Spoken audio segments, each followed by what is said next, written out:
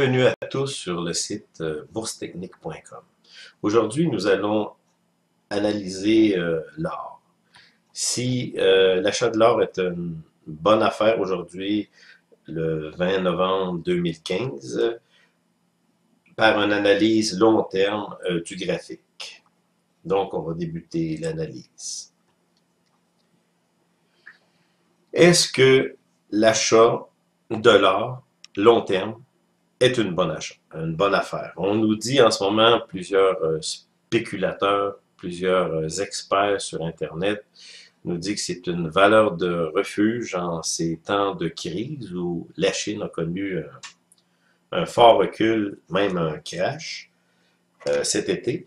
Donc, plusieurs commencent à spéculer, est-ce qu'on devrait embarquer dans l'or? Est-ce que ça serait une bonne chose de placer soit en achetant des ETF d'or ou acheter de l'or physique tout simplement via de différentes manières qu'on retrouve sur Internet. Certaines entreprises nous permettent d'acheter de l'or physique ou acheter des ETF très connus.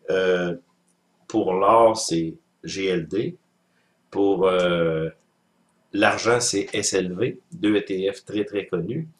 Eh bien, on va faire une analyse rapide de la situation.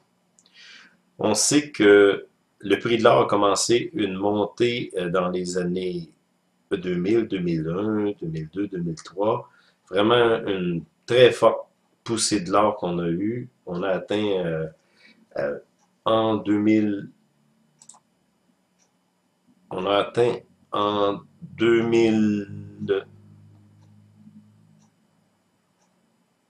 2007 un plateau à peu près 1000 $. Ici, le sommet n'a pas été capable d'être franchi au mois de mars 2008. Donc, il y a eu une cassure. On s'est déplacé jusqu'à 681 $. On est revenu ensuite avec force de 2009 jusqu'à juillet 2011, où on a connu un sommet à 1923 $. Ensuite, on a eu une cassure, une reprise et une bonne correction vers le bas. On appelle ici cette figure en analyse technique la figure d'un M, qui se trouve être une figure où on n'a pas pu atteindre les mêmes sommets, et même on a constaté sur le RSI à long terme, c'est-à-dire les tendances sur des graphiques mensuels, une divergence ici très importante.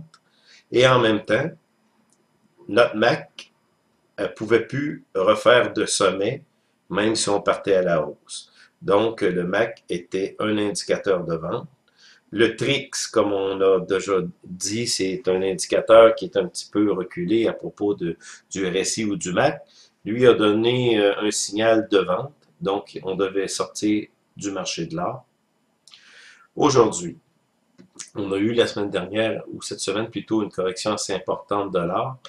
On est rendu à 1076 le 20 novembre à la fermeture. Donc, est-ce qu'on doit acheter de l'or à ce prix-là? J'ai tracé une tendance sur le graphique à long terme, sur les prix. Rien ne nous indique d'embarquer dans le marché de l'or en ce moment. Cependant, il y a deux constatations qu'on peut faire sur le RSI, long terme, et sur le MAC.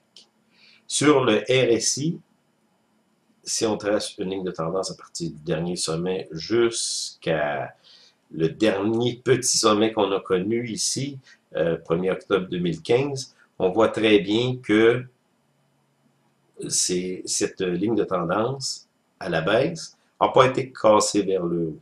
Donc, peu importe si on spécule, on n'est pas encore dans un marché acheteur pour l'or. Cependant, on a deux autres signaux qui sont l'histogramme de MAC et le TRIX qui nous donnent une faiblesse claire dans la descente de l'or. Ici, on a le MAC qui a fini sa descente, même si le prix continue à descendre, le MAC ne réussit pas à aller chercher des creux plus importants que ceux qu'on a connus comme ici, en 2013, juillet 2013, et ici, en décembre 2014.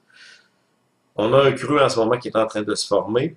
On ne sait pas où ce que ça pourrait se rendre.